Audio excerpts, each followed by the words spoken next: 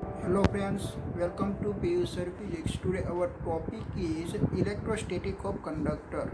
Electrostatic की जो हमने अभी तक जो समरी स्टडी की उसके रिगार्डिंग हमको बात करनी है, ठीक है। पर वो हमारा लेक्चर हम स्टार्ट करने से पहले हमने प्रीवियस लेक्चर में क्या देखा था और अब तक हमारा चैप्टर 2 में अभी ने क्या देखा वो हम स्टडी कर लेते, ठीक है। ओके, तो हमने फर्स्ट ऑफ ऑल तो फाइंड आउट किया था कि भाई पोटेंशियल का इक्वेशन हमको निकला था V इक्वल टू के क्यू अपॉन आर। देन आपने potential on the dipole on the axis equatorial axis 0 आ रहा था। एंड एनीवेयर पॉइंट का हमने पोटेंशियल निकाला, स्फेरिकल सेल का पोटेंशियल निकला, इनसाइड हमारा स्फेरिकल सेल का पोटेंशियल कांस्टेंट मिल रहा था। आउटसाइड हमारा पोटेंशियल एक मीन्स के एक आउटसाइड हमारा पोटेंशियल का इक्वेशन एक ड्यूटी दी पॉइंट चार्ज जैसा ही हमको मिला था। देन आफ्टर हमने पोटेंशियल एनर्जी निकाली, potential energy of the two charge particles हमारी निकल रही थी U इज इक्वल टू के Q1 Q2 upon R. Then after three charge particles की हमने सिस्टम के लिए निकाली।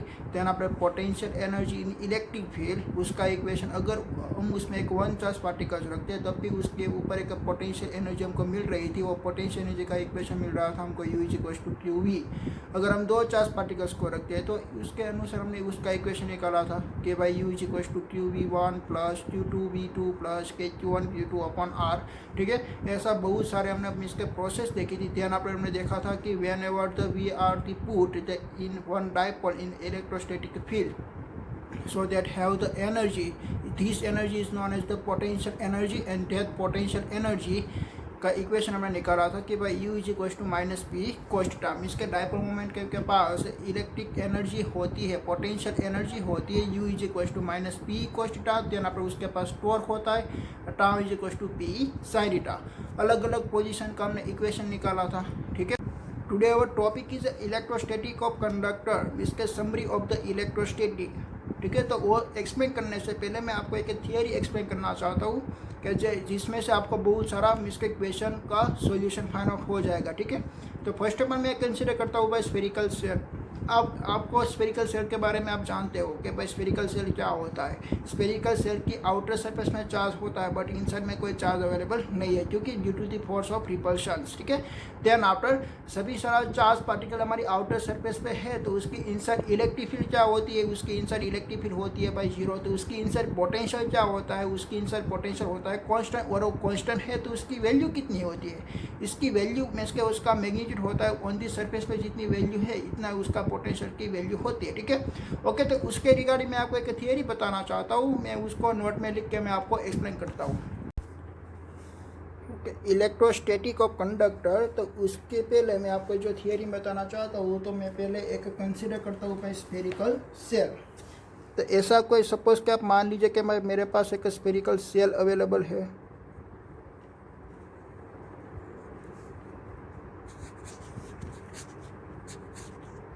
ओके ऐसा कोई मेरे पास एक स्फेरिकल सेल अवेलेबल है, ठीक है। तो स्फेरिकल सेल क्या होती है आपको मालूम है कि भाई उसकी आउटर सरफेस में हमारा चार्ज एक डिस्ट्रीब्यूशन होता है, इससे उसकी आउटर सरफेस में हमारा चार्ज डिस्ट्रीब्यूशन है, ओके। तो वो सभी सारा चार्ज हमने मान लिया कि भाई सपोज के कैपिटल Q है तो उसके पास पोटेंशियल भी होगा, वो पोटेंशियल इसके पास कितना है भाई V, ठीक है, ओके।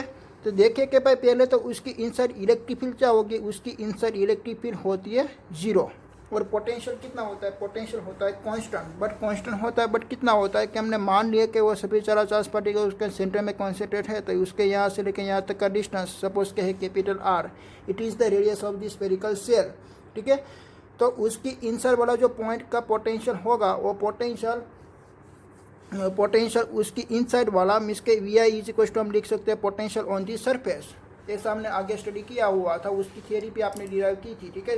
स्फेरिकल सेल के इनसाइड उसका पोटेंशियल होता है कांस्टेंट और उसकी मैग्नीट्यूड की वैल्यू होती है कि भाई उसकी आउटर सरफेस में कितना पोटेंशियल है। तो आउटर सरफेस का पोटेंशियल फाइंड आउट करने के लिए हमने क्या मान लिया कि भाई उसका टोटल चार्ज यहाँ पे सेंटर में है, तो सेंटर से लेके उसकी आउटर सरफेस तक का डिस्टेंस है by radius of spherical shell. तो हम यहाँ पे कौन सा इक्वेशन यूज़ करेंगे भाई V is equal to 1/4πε0 capital Q upon capital R, ठीक है।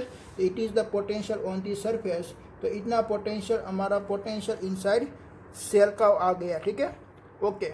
ध्यान पर मैं क्या करता हूँ, देखिए कि मैंने यहाँ पे एक यहाँ तक का तो आपने स्टडी किया हुआ कि भाई उसके इनसाइड इलेक्ट्रिक फील्ड होती है 0 और उसके इनसाइड पोटेंशियल होता है कांस्टेंट और कांस्टेंट होता है उसकी आउटर सरफेस जितना पोटेंशियल। ठीक है, ध्यान पर मैंने क्या किया कि भाई हमारे पास जो स्फेरिकल सेल था, मैं यहाँ पे वापस में फिगर ड्रॉ कर रहा हूँ, ऐसा स्फेरिकल सेल था, उसके आउटर सरफेस में एक पॉजिटिव चार्ज अवेलेबल थे, इसके एक डिस्ट्रीब्यूशन हुए थे।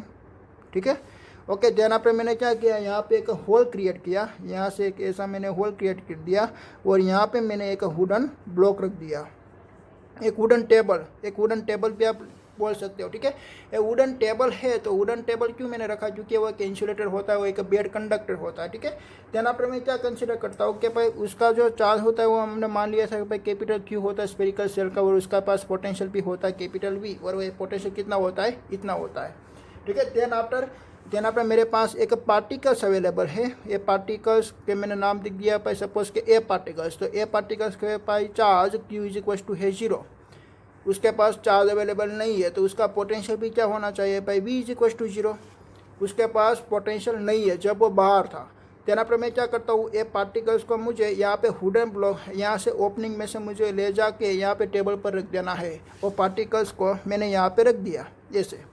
ओके, तो ये पार्टिकल्स को मैं यहाँ पे रख देता हूँ तो उसकी पोटेंशियल की वजह में कोई चेंजेस होने वाला है, ऑब्वियसली चेंजेस होने वाला है। कैसे होने वाला है, देखिए ये पार्टिकल्स कहाँ पे पाए, ये पार्टिकल्स हमारे इनसाइड स्फेरिकल सेल की इनसाइड है। अगर वो पार्टिकल्स यहाँ पे है, आपका लोकेशन यहाँ पे है, तो ये लोकेशन पर पोटेंशियल कितना है, वहाँ पे पोटेंशियल है कि नहीं है, ऑब्वियसली है, क्योंकि वो पार्टिकल्स वो जो पॉइंट हमने कंसिडर किया हुआ है वो पॉइंट एक स्फेरिकल सेल के इनसाइड है, तो उसका पोटेंशियल होता है V इज इक्वल टू के क्यू अपन आर जितना। ठीक है, तो आपको ये पार्टिकल्स को यहाँ पे ले जाने के लिए आपको वर्क करना पड़ेगा, ऐसे ही वो पार्टिकल यहाँ पे नहीं आ जाएगा, ऐसे आपने यहाँ से छोड़ दिया पार्टिकल्स को, ये ऐसे यहाँ पे नहीं आ सकता, तो आपको क्या करना पड़ेगा, देखिए पार्टिकल्स यहाँ पे है तो उसके पास भी पॉजिटिव चार्ज होगा, पॉजिटिव नेगेटिव दोनों होंगे, और उसके पास भी पॉजिटिव है तो पॉजिटिव रिपल्शन होंगे, तो आपको यहाँ से एक ऐसे फोर्स लगाना पड़ेगा। ठीक है, आपने फोर्स किया और पार्टिकल ने डिस्प्लेसमेंट किया, तो यहाँ पे work done on the charge particle हुआ, इसलिए यहाँ पे पोटेंशियल उस पार्टिकल्स का होता है। आपने यहाँ पे एक पार्टिकल्स को रख दिया है इसलिए उसके पास पोटेंशियल होता है। ठीक है, ओके, तो मैं रख दे मिसके उसका पोटेंशियल कितना होता है भाई ऑन दी सरफेस जितना, तो आपको अभी मालूम पड़ा कि भाई बिना चार्ज पार्टिकल्स वाला कोई भी पार्टिकल्स हमको स्फेरिकल सेल के इनसाइड कोई भी लोकेशन पे आप यहाँ पे मिसके एक थ्रेड से भी आप लटका सकते हो यहाँ पे, तो यहाँ पे भी उसका पोटेंशियल कितना होगा भाई कैपिटल भी, यहाँ पे भी उसका पोटेंशियल कितना होगा कैपिटल भी होगा। ठीक है, तो आप कोई भी एक स्टिक लाके एक वुडन स्टिक लाके यहाँ पे आप लटका देते हो चार्ज पार्टिकल्स को, तो भी उसका पोटेंशियल कितना होने वाला है भी, क्योंकि वो सभी सारा पॉइंट कहाँ पे इनसाइड स्फेरिकल सेल है। ठीक है, तो आपको क्या याद रखेंगे कि भाई इनसाइड स्फेरिकल सेल का कोई भी एक पॉइंट का जो लोकेशन का पोटेंशियल होता है वो पोटेंशियल ऑन दी सरफेस जितना होता है। ठीक है, आप बिना चार्ज पार्टिकल्स को यहाँ पे लाएंगे तो उसको वर्क करना पड़ेगा, कितना वर्क करना पड़ेगा भाई पोटेंशियल जितना वर्क करना पड़ेगा, क्योंकि हमने पोटेंशियल ही वर्क डन से निकाला था। ठीक है, पोटेंशियल क्या होता है basically change of work done पर यूनिट चार्ज। ठीक है, वो हमारे पोटेंशियल की इसके इक्वेशन है। तो हम यहाँ पे एक सेंटेंस लिख देते हैं कि भाई हमने ऐसा पहले क्या सोचा कि भाई any uncharged particles taken inside will rise to potential, पहले तो उसके पास पोटेंशियल 0 ही था। ठीक है, is rise to potential is capital. ध्यान आफ्टर मैं क्या करता हूँ कि मैंने एक एक पार्टिकल्स मैंने कंसिडर किए, वो पार्टिकल के पास चार्ज अवेलेबल था क्यू चार्ज, ये चार्ज वाला पार्टिकल्स हो गया। ठीक है, वो चार्ज वाला पार्टिकल है तो उसके पास पोटेंशियल भी होगा वी, एक स्मॉल पोटेंशियल है वी उसके पास। ठीक है, उसकी कंपेरिजन में उसका पोटेंशियल थोड़ा कम है। अगर वो एक बी पार्टिकल्स के पास चार्ज अवेलेबल है, वो पार्टिकल्स मैं यहाँ पे टेबल पे रख दूंगा, एक वुडन ब्लॉक पे रखूंगा, तो उस पर कितना उसका पोटेंशियल कितना चेंज होगा। देखो कि भाई बी चार्ज पार्टिकल्स के पास पोटेंशियल था इतना पोटेंशियल का, उसको तो यहाँ पे पहले वर्क करना पड़ेगा, देन आपको उसको इनसाइड ले जाने के लिए और वर्क करना पड़ेगा, तो उसका पोटेंशियल भी क्या होगा भाई इंक्रीज होगा। कितना इंक्रीज होगा, पहले उसके पास पोटेंशियल वी था और उसका टोटल पोटेंशियल है वी, तो उसका टोटल पोटेंशियल हो जाएगा कि भाई V plus V small V. ठीक है, तो इतना पोटेंशियल उसका इंक्रीज होता है। ख्याल है आपको, कोई एक स्मॉल चार्ज पार्टिकल्स वाला चार्ज पार्टिकल्स आपको इनसाइड स्फेरिकल सेल की इनसाइड आपको पुट करना है, तो उसका पोटेंशियल राइज होता है। ठीक है, तो मैं यहाँ पे दूसरा सेंटेंस लिख देता हूँ। स्मॉल चार्ज विथ पोटेंशियल, उसके पास पोटेंशियल था कि भाई with potential is V outside taken, उसके पास आउटसाइड पोटेंशियल था, ठीक है, outside taken inside, now it has potential, उसका पोटेंशियल चेंज होगा और कितना हो जाएगा भाई, total potential V plus small potential V हो जाएगा, इतना उसका पोटेंशियल इंक्रीज हो जाएगा, ठीक है। ओके, तो वो जो पोटेंशियल इंक्रीज हुआ तो ये हमारा चार्ज पार्टिकल है। आपका आपने दूसरी भी थियरी आपने स्टडी की थी कि भाई स्फेरिकल सेल के इंसर कोई चार्ज पार्टिकल्स रह ही नहीं सकता, वो कहाँ पे चले जाते हैं भाई, आउटर सरफेस पे। पर मैंने यहाँ पे क्या रख दिया है, एक वुडन ब्लॉक रख दिया। वुडन ब्लॉक क्या होता है भाई, इंसुलेटिंग होता है, तो वो चार्ज पार्टिकल को यहाँ पे जाने के लिए कोई पाथ अवेलेबल नहीं है। यहाँ पे वो चार्ज पार्टिकल्स को यहाँ पे जाना ही है, बट उसके पास यहाँ पे कोई कंडक्टिंग पाथ होना चाहिए, तो यहाँ पे कोई कंडक्टिंग पाथ अवेलेबल नहीं है, तो वुडन ब्लॉक है, तो वुडन ब्लॉक इसके अलाउ नहीं करता चार्ज पार्टिकल्स को ट्रांसफर करने के लिए, ठीक है। तो मैंने क्या कर दिया है कि भाई यहाँ से मैंने एक कंडक्टिंग वायर ऐसे मैंने लगा दिया, देखो ऐसे मैंने एक यहाँ पे कंडक्टिंग वायर लगा दिया। ऐसे कंडक्टिंग वायर लगाने से क्या होगा कि भाई चार्ज पार्टिकल्स का मूवमेंट होगा, क्योंकि ये कंडक्टिंग वायर है वो अलाउ करता है, ठीक है। तो अब देखिए कि भाई आपका चार्ज पार्टिकल कैसे फ्लो होता है। आपका चार्ज पार्टिकल फ्लो होता है कि high potential to low potential, ऐसा आपने स्टडी किया हुआ था कि भाई high potential to low potential आपका चार्ज पार्टिकल्स मूवमेंट करेगा, ओके। तो यहाँ पे देखिए कि भाई ये जो पार्टिकल्स का आपने रखा हुआ था उसका चार्ज था भाई स्मॉल क्यू, और ये बॉडी का चार्ज है भाई कैपिटल क्यू, ठीक है। कैपिटल क्यू का क्या मीनिंग होता है कि भाई उसके पास चार्ज बहुत ज़्यादा है। आप देख सकते हो उसके पास आउटर सरफेस में बहुत सारे चार्ज आपने यहाँ पे डिस्ट्रीब्यूशन किए हो। आप मान लीजिए कि भाई उसके पास चार्ज अवेलेबल है भाई 5000 माइक्रोकूलम, और आपने जो स्मॉल चार्ज पार्टिकल कंसीडर किया हुआ है उसके पास चार्ज अवेलेबल है सपोज के 10 माइक्रोकूलम। तो आपका चार्ज कैसे मूव होता है, आपने आगे ऐसा स्टडी किया हुआ था ना कि भाई आपका चार्ज क्या मूव कैसे मूवमेंट करता है भाई, एक high body to charge to low body charge, means के 5000 माइक्रोकूलम में से 10 माइक्रोकूलम में चार्ज आएगा, मीन्स के कैपिटल क्यू का चार्ज क्या होने लगेगा, कम होने लगेगा, ऐसा आपने स्टडी किया हुआ था। दिस इज अ रॉन्ग, ठीक है। पर वो तो कौन सी बात चल रही थी भाई, दो पार्टिकल्स दो बॉडी को, जब दो बॉडी को आप कॉन्टेक्ट करवाओगे तब। बट यहाँ पे तो देखिए यहाँ पे एक स्मॉल क्यू मीन्स के कैपिटल क्यू चार्ज है, उसका चार्ज ऐसा है। अब देखिए कि भाई आपके पास मीन्स के कोई ऐसी सिस्टम है कि यहाँ पे एक बॉटम सरफेस पे लिए, बॉटम सरफेस में आपका इसके वाटर लेवल अवेलेबल है, सपोज के ए वाटर है आपके पास 1000 लीटर, ठीक है। देन आफ्टर एक दूसरी बॉडी एक दूसरी टैंक यहाँ पे अवेलेबल है, और उसके पास वाटर अवेलेबल है भाई 5 लीटर, ख्याल आया। और यहाँ से आपने एक यहाँ पे एक पाइप लगाई हुई है, एक वाटर की ऐसी आपने पाइप लगाई हुई है, तो आपका वाटर का फ्लो कैसे होगा भाई, देखो उसकी हाइट अवेलेबल है, इसकी कोई एक हाइट अवेलेबल है h, तो आपका वाटर का फ्लो क्या होगा भाई, 1000 लीटर में से 5 लीटर में जाएगा, या 5 लीटर वाला वाटर यहाँ पे आएगा भाई, 5 लीटर वाला वाटर यहाँ पे आएगा, क्योंकि 5 लीटर वाला वाटर आपने एक मीन्स के h हाइट में रखा हुआ है, ख्याल आया। तो उसका पोटेंशियल यहाँ पे मैक्सिमम है, ठीक है। तो आपको यहाँ पे मीन्स के किसकी वैल्यू ज़्यादा है वो आपको नहीं देखना है, किसका मैग्नीट्यूड ज़्यादा है वो आपको नहीं दिखना है, बट आपको क्या दिखना है कि भाई आपका charge high potential to low potential movement करेगा। तो आप देखिए कि भाई एक क्यू चार्ज पार्टिकल को आपने यहाँ पे पुट किया ना, तो उसका पोटेंशियल V+V हो गया, उसका पोटेंशियल ओनली फॉर V नहीं है, V+V हो गया, ठीक है। तो उसका पोटेंशियल हाई हो गया, आउटर सरफेस का पोटेंशियल ओनली फॉर V ही है, थोड़ा सा उसका ज़्यादा हो गया तो आपका ए चार्ज मीन्स के यहाँ से फ्लो होना स्टार्ट हो जाएगा और आउटर सरफेस में चला जाएगा, ख्याल आया आपको, ठीक है। तो ऐसे आपको यहाँ पे ध्यान में रखना है कि आपको ऐसे नहीं है ध्यान में रखना है कि भाई वो कैपिटल क्यू है तो उसका चार्ज बहुत ज़्यादा है और स्मॉल क्यू का चार्ज बहुत कम है, इसलिए ज़्यादा में से मीन्स के कम में चार्ज आएगा, ऐसा नहीं यहाँ पे होगा। क्योंकि यहाँ पे आपको क्या याद रखना है कि भाई आपका चार्ज एक high potential to low potential movement करता है, ठीक है। ओके देखिए, ओके तो आपका यहाँ पे चार्ज कैसे मूवमेंट किया भाई, high potential to low potential. तो मैं यहाँ पे लिख देता हूँ, आपका एक तीसरा सेंटेंस हुआ कि भाई ऑन कंडक्टिंग चार्ज और connecting charge flow from inside particle flow from inside particle at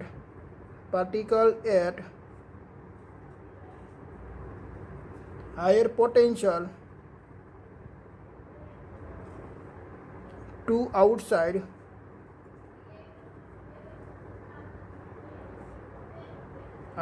cell, ठीक है। आउटसाइड सेल का पोटेंशियल क्या होता है, lower potential. When conducting charge flow from the inside particles at the high potential to outside cell. Mean के आपका charge का आपका जो चार्ज है मीन्स के वो ट्रैवल करना स्टार्ट कर देगा एक high potential to low potential, ठीक है।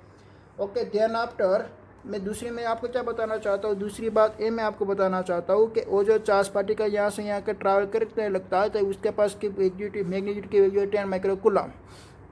देन आफ्टर यहाँ पे कोई चार्ज बचेगा कि नहीं बचेगा, तो यहाँ पे कोई चार्ज नहीं बचने वाला है। ये पूरा 10 माइक्रोकूलम चार्ज यहाँ पे आउटर सरफेस में आ जाएगा, ठीक है। यहाँ पे ऐसा नहीं होगा कि भाई दोनों चार्ज की वैल्यू सेम हो जाएगी, ऐसा नहीं होगा, ठीक है। तो वो पूरा चार्ज एक आउटर सरफेस में आ गया है। क्यों आउटर सरफेस में आ गया है, क्योंकि due to the force of repulsion.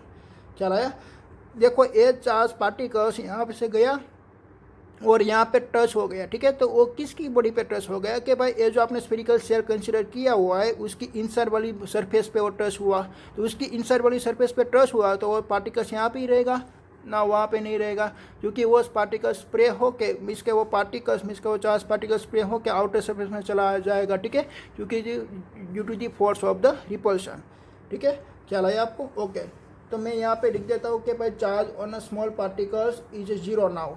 ध्यान आपने यहाँ पे चार्ज ऑफ स्मॉल पार्टिकल्स का क्या होने वाला है, 0। Charge on small particle is 0 now. उसका मीन्स का चार्ज 0 हो जाएगा क्योंकि वो सभी सारा चार्ज एक आउटर सरफेस में हो गया। ओके, देन आफ्टर पहले उसका पोटेंशियल बाई वी था, ठीक है।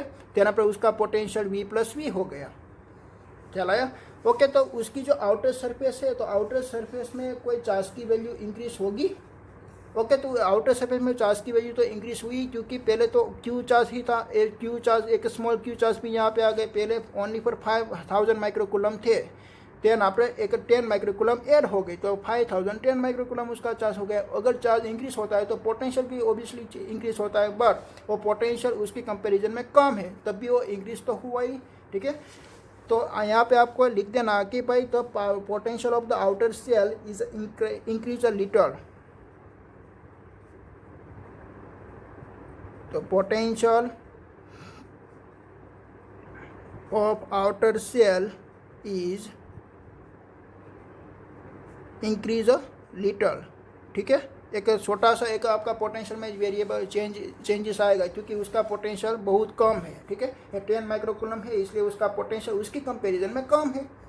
तो यहाँ पे आपको क्या बात चीज़ याद रखनी है, देखिए कि पहले आपने एक स्फेरिकल शेल कंसीडर किया, उसकी इनसाइड इलेक्ट्रिक फील्ड होती है 0, उसका पोटेंशियल भी होता है कांस्टेंट ऑन दी सरफेस जितना होता है, ठीक है।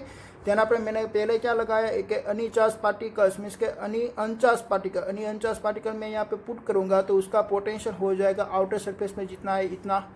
देन आपने मैं कोई एक चार्ज पार्टिकल कंसीडर करूँगा, उसका पोटेंशियल है वी, तो उसका टोटल पोटेंशियल में यहाँ पे मैं इसका वो चार्ज पार्टिकल को मैं यहाँ पे पुट करूँगा तो उसका पोटेंशियल इंक्रीज हो जाएगा V plus we.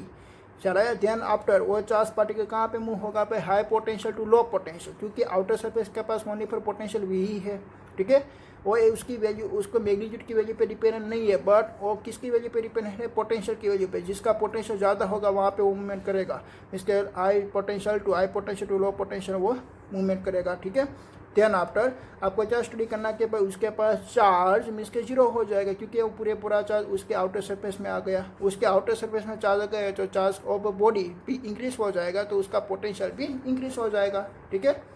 Okay, then after हम देखते हैं कि भाई इलेक्ट्रोस्टैटिक ऑफ कंडक्टर, ये तो आपकी एक बेसिक थियरी थी, उसमें आपको सभी क्वेश्चन 1 मार्क्स वाले MCQ वाले जो क्वेश्चन आते हैं वो सभी सारे क्वेश्चन आपको आना चाहिए, ठीक है। ओके, देन आफ्टर हम देखते हैं कि भाई इलेक्ट्रोस्टैटिक ऑफ कंडक्टर। ओके, मैंने यहाँ पे पहले से नोट बनाई है इसलिए मैं वापस नहीं लिखना चाहता हूँ। तो फर्स्ट ऑफ ऑल आपका पॉइंट है inside conductor electrostatic field is 0, वो आपको मालूम है कि भाई देखिए कि भाई मेरे पास ऐसा कोई एक कंडक्टर अवेलेबल है, ऐसा कोई आपके पास एक कंडक्टर अवेलेबल है, एक स्फेरिकल सेल आपके पास अवेलेबल है और आपको मालूम है कि भाई स्फेरिकल सेल के पास जो चार्ज होता है वो चार्ज ऑन दी सरफेस पे होता है। देन आफ्टर मैं क्या करता हूँ, एक गॉसियन सरफेस का मीन्स एक गॉसियन सरफेस में कंसिडर करता हूँ इनसाइड द स्फेरिकल सेल की इनसाइड। ठीक है, तो देखिए यहाँ पे मैंने एक ऐसी गॉसियन सरफेस मैंने यहाँ पे कंसिडर की, जो आप डैश वाली लाइन आप कंसिडर कर ले हो। ठीक है, तो it is known as the Gaussian surface. ये है आपके एक गॉसियन सरफेस। तो उसकी इनसाइड आपका चार्ज, उसकी इनसाइड आपका total charge summation of q is equal to है 0।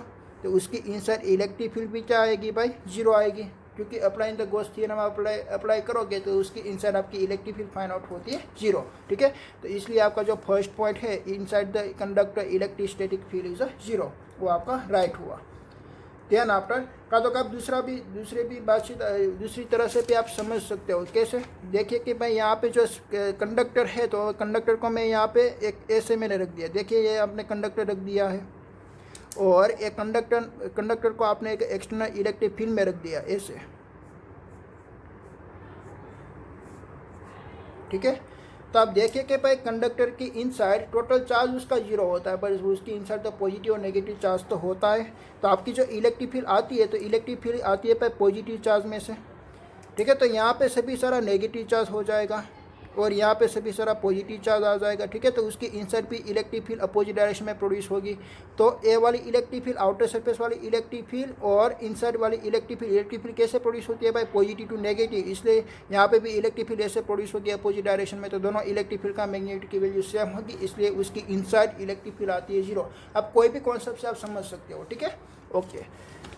देन आपने दूसरा है कि भाई at the surface of a charge conductor electrostatic field must be normal to the surface at every point. Okay, ये वाली क्वेश्चन आप समझिए कि भाई मैंने यहाँ पे एक स्फेरिकल सेल कंसिडर किया, और आप मान लीजिए कि भाई उस पर चार्ज होता है भाई पॉजिटिव चार्ज, और ये पॉजिटिव चार्ज कैसी कंडीशन में होते हैं, पर स्टैटिक कंडीशन में होते हैं कि या मोशन में होते हैं, स्टैटिक में होते हैं। वो चार्ज मूवमेंट नहीं करते। क्यों नहीं करते, क्योंकि वो पहले रिपल्शन होके सभी सारा चार्ज बैलेंसिंग हो गए, तो उसके ऊपर कोई फोर्स नहीं लग रहा होगा, इसलिए वो स्टैटिक कंडीशन पर है ना।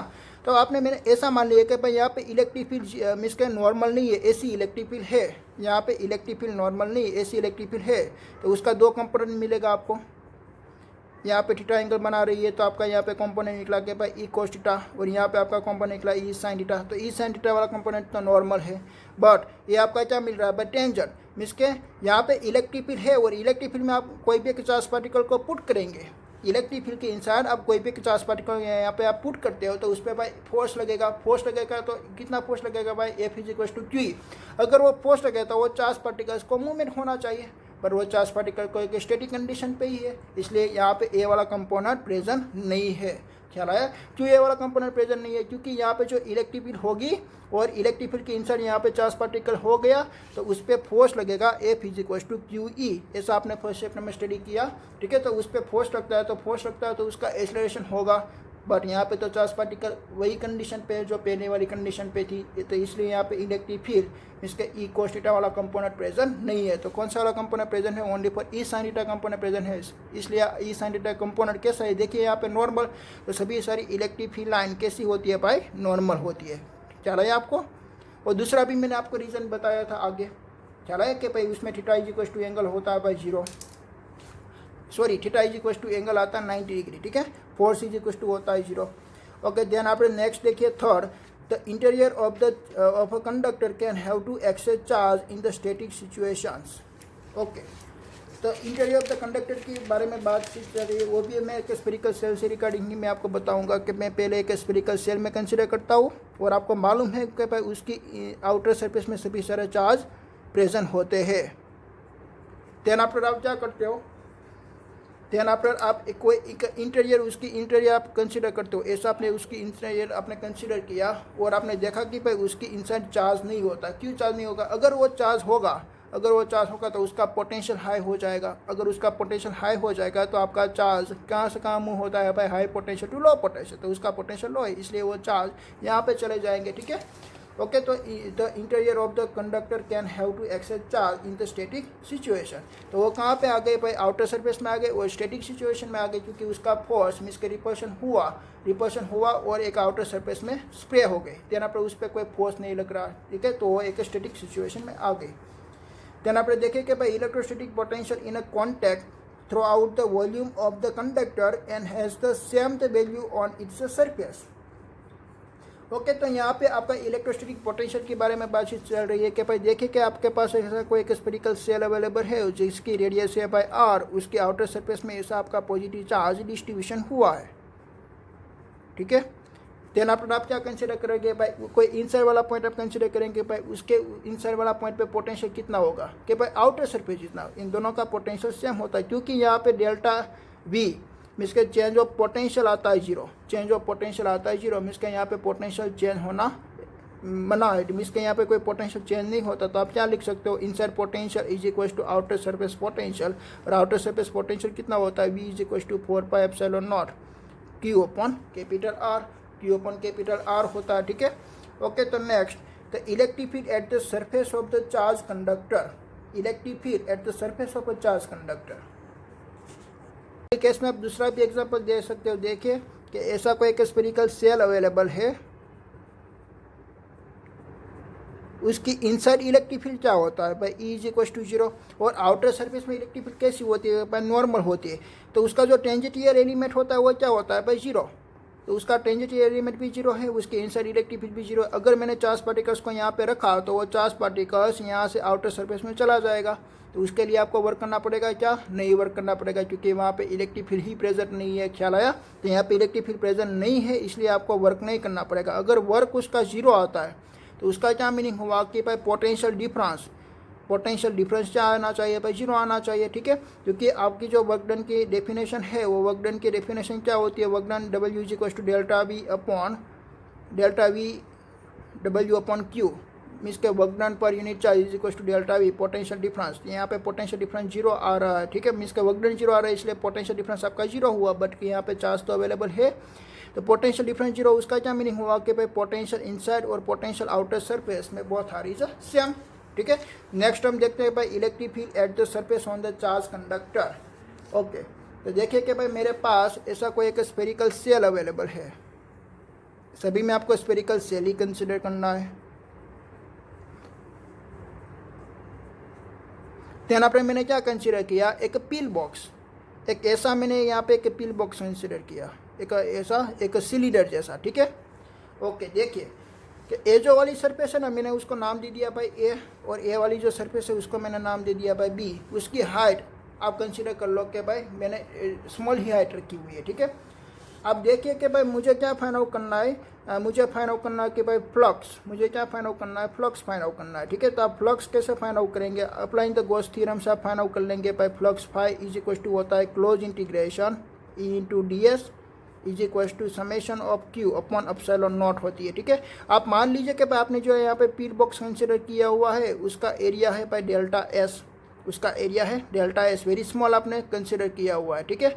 ओके, देन आफ्टर आप क्या करने वाले हो, क्योंकि आप यहाँ पे कौन सा इक्वेशन लगाने वाले हो, सिग्मा, मीन्स के surface charge density sigma is equal to क्या होता है, चार्ज पर यूनिट एरिया होता है। तो आप मान लीजिए कि भाई उसका जो चार्ज होता है वो चार्ज बहुत कम होता है, ठीक है। तो delta q upon delta s, ऐसा आपका इक्वेशन मिल गया। तो delta q is equal to आप क्या लिखने वाले हो, सिग्मा इंटू डेल्टा एस लिखने वाले हो, ठीक है। क्योंकि डेल्टा क्यू को आपने सब्जेक्ट बना लिया, तो सिग्मा इंटू डेल्टा एस आपका याद है ना, सरफेस चार्ज डेंसिटी का equation, charge per unit area. तो ये एरिया है, उस पर चार्ज कितना है वो आपको फाइंड आउट करना पड़ेगा, ठीक है। ओके, नेक्स्ट देखिए कि भाई ये जो पिल बॉक्स है ना, तो उसका जो बी पोर्शन है, तो बी पोर्शन तो भाई इनसाइड स्फेरिकल सेल में है। तो इनसाइड स्फेरिकल सेल की इनसाइड भाई इलेक्ट्रिक फील्ड कितना होता है, 0। तो यहाँ पे इलेक्ट्रिक फील्ड प्रेजेंट नहीं है। अगर इलेक्ट्रिक फील्ड प्रेजेंट नहीं है तो यहाँ का फ्लक्स भी क्या आएगा भाई, flux phi is equal to 0। मैंने कहा ओनली एक ही सरफेस पे आपको फाइंड आउट होगा, ए वाली सरफेस पे, क्योंकि यहाँ पे इलेक्ट्रिक फील्ड ऐसी जाती है नॉर्मल, ठीक है। इसलिए आपको ए सरफेस में फ्लक्स आपको मिलेगा। तो ए सरफेस का जो एरिया होता है वो डी एस होता है, वो ऐसा आपने कंसिडर कर लिया, और सभी की मैंने यहाँ पे वैल्यू पुट कर देता हूँ। तो देखिए यहाँ पे E into delta s is equal to summation of q is equal to, मुझे क्या लिखना है, सिग्मा इंटू डेल्टा एस, तो sigma into delta s upon epsilon naught, तो डी एस इज कैंसल, तो ई इज इक्वल टू क्या find out हुआ, sigma upon epsilon naught, ऐसा फाइंड आउट हुआ, ठीक है। और दूसरा भी आप एग्जांपल ले सकते हो, कैसे, देखिए कि भाई यहाँ पे इलेक्ट्रिक फील्ड मिस के अपने एक स्फेरिकल सेल कंसिडर किया हुआ है, उसके आउटर सरफेस में सभी तरह चार्ज डिस्ट्रीब्यूशन हुआ है, और आपका पॉइंट यहाँ पे है, यहाँ से लेके यहाँ तक का डिस्टेंस आप मान लीजिए कि भाई सपोज के आर है। तो यहाँ पे आपको क्या फाइंड आउट करना है कि भाई इलेक्ट्रिक फील्ड फाइंड आउट करनी है, इलेक्ट्रिक फील्ड फाइंड आउट करनी है आउटसाइड पॉइंट के लिए। तो इलेक्ट्रिक फील्ड का क्या इक्वेशन होता है, सभी तरह चार्ज आपने मान लिया कि भाई सेंटर में कॉन्सेंट्रेट है, तो ई इज इक्वल टू आपका इक्वेशन क्या आएगा, 4πε0 के क्यू अपॉन आर स्क्वायर, यहाँ पे आर स्क्वायर आया। अब देखें कि यहाँ पे भाई 4 पाई आर स्क्वायर, तो 4 पाई आर स्क्वायर क्या होती है, 4 पाई आर स्क्वायर होती है आपकी जो स्फेरिकल, आपकी जो गॉसियन सरफेस आप कंसिडर करेंगे ऐसे, उसका एरिया। एक गॉसियन सरफेस कैसे कंसिडर हुई, एक स्फेरिकल शेल जैसे कंसिडर हुई, उसका एरिया क्या होता है, A is equal to 4 pi R square. ठीक है, तो आप यहाँ पे ऐसे लिख सकते हो क्या, Q upon A into epsilon naught, तो Q upon A is equal to क्या लिख सकते हो, सिग्मा। तो यहाँ पे आपकी electric field E is equal to क्या मिला आपको, सिग्मा अपॉन एप्सिलॉन नॉट। ठीक है, तो ऐसे भी आप निकाल सकते हो। यहाँ पे आपने ए वाला इक्वेशन क्यों मिला, सिग्मा अपॉन एप्सिलॉन नॉट, क्योंकि ये तो आपका इक्वेशन किसका इक्वेशन था भाई, एक प्लेन सरफेस का था ना। अपने फर्स्ट चैप्टर में आपने निकाला था, ऐसी कोई एक प्लेन सरफेस में आपका चार्ज डिस्ट्रीब्यूशन होगा तब उसका इक्वेशन ऐसा आएगा। ये तो आपका एक सेल में डिस्ट्रीब्यूशन हुआ है। आप मानिए कि भाई आपकी जो अर्थ है, आपकी अर्थ भी कैसी है, एक ऐसी कोई एक राउंड शेप की है, बट आपका आप इसके जिस कमरे में आप बैठ रहे हो उसके आप सरफेस देखेंगे तो उसकी सरफेस आपको कैसी नजर आएगी, कि फ्लैट सरफेस। क्यों, क्योंकि वो जो सरफेस है ना वो आपकी अर्थ सरफेस पे बहुत कम है। तो मैं भी क्या करता हूँ, यहाँ पे एक स्मॉल में सरफेस कंसिडर कर लेता हूँ, इतनी सरफेस। तो इतनी सरफेस क्या होती है, कि फ्लैट सरफेस। ठीक है, तो फ्लैट सरफेस के लिए मैं इक्वेशन लगा सकता हूँ। तो ऐसे स्मॉल सरफेस मैंने कंसिडर करके पूरी का मैंने इक्वेशन लगा दिया, वो इक्वेशन आता है E is equal to sigma upon epsilon naught. ख्याल आया आपको, तो ऐसे भी आप लगा सकते हो। ठीक है, ओके। तो नेक्स्ट है भाई इलेक्ट्रोस्टैटिक शील्डिंग। वो तो आपको मालूम है, क्योंकि मैंने फर्स्ट चैप्टर में मैंने पूरे डीप में मैंने आपको एक्सप्लेन किया हुआ था कि भाई ऐसी कोई यूनिफॉर्म इलेक्ट्रिक फील्ड है। इलेक्ट्रोस्टैटिक शील्डिंग का क्या मीनिंग होता है, कि भाई आपको इलेक्ट्रिक फील्ड की इफेक्ट से आपको बचना है। शील्डिंग का मीनिंग होता है भाई बचना। ठीक है, तो आपने ऐसा कंडक्टर यहाँ पे लगा दिया, ऐसा कंडक्टर आपने एक बीच में आपने रख दिया। तो यहाँ पे देखें कि भाई यहाँ पे नेगेटिव आ गया, क्योंकि आपकी जो इलेक्ट्रिक फील्ड प्रोड्यूस होती है ना, एक पॉजिटिव चार्ज में से प्रोड्यूस होती है। तो यहाँ पे नेगेटिव आ जाएगा और यहाँ पे पॉजिटिव आ जाएगा। ठीक है, तो पॉजिटिव और नेगेटिव के बीच में मीन्स के यहाँ पे एक इलेक्ट्रिक फील्ड ऐसी प्रोड्यूस हो जाएगी, वो दोनों की इलेक्ट्रिक फील्ड की वैल्यू सेम आएगी। तो यहाँ पे नेट इनसाइड इलेक्ट्रिक फील्ड आपकी होती है 0। अगर उसकी इनसाइड अपने केविटी रखते हो, एक केविटी वाला भी प्रोसेस मैंने एक्सप्लेन किया हुआ है कि भाई एक कंडक्टर है, वो कंडक्टर के इनसाइड आपने केविटी रखी हो, तो केविटी इज द मीन्स के केविटी पे आपकी इलेक्ट्रिक फील्ड का वो इफेक्ट नहीं आता है। और केविटी के इनसाइड अगर आप चार्ज पार्टिकल्स को रखते हो, तब भी वो केविटी के आउटर सरफेस में तो इलेक्ट्रिक फील्ड 0 ही रहती है। तो वो चार्ज पार्टिकल एक्स्ट्रा आपको यहाँ पे ऐड करना पड़ेगा। क्या रहा, वो सभी सारा फिनोमिना मैंने फर्स्ट चैप्टर में आपको एक्सप्लेन किया हुआ है, इसलिए मैं यहाँ पे वापस एक्सप्लेन नहीं करता हूँ। ठीक है, तो ये सारी समरी हो गई इलेक्ट्रोस्टैटिक ऑफ कंडक्टर के रिगार्डिंग। वो आपको सभी को मालूम ही है कि भाई inside the conductor electric field होती है भाई 0। Then after at the surface of the charge conductor electrostatic field must be normal to the surface, ये भी आपको मालूम है। ठीक है, तो interior of the conductor can have the no excess charge, उसके इनसाइड में भाई कोई चार्ज नहीं होता, उससे भी सारा चार्ज आउटर सरफेस में चले जाते हैं। Electrostatic potential is a constant through the volume of the conductor and as the same value at on the surface, उसके इनसाइड वाला पोटेंशियल इसका आउटर सरफेस का पोटेंशियल जितना ही होता है। Electric field at the every the surface of the charge of the conductor is equal to sigma upon epsilon naught, वो भी आपको मालूम ही है, फ्लैट सरफेस के लिए आपने फाइंड आउट किया ही हुआ था। ठीक है, ओके।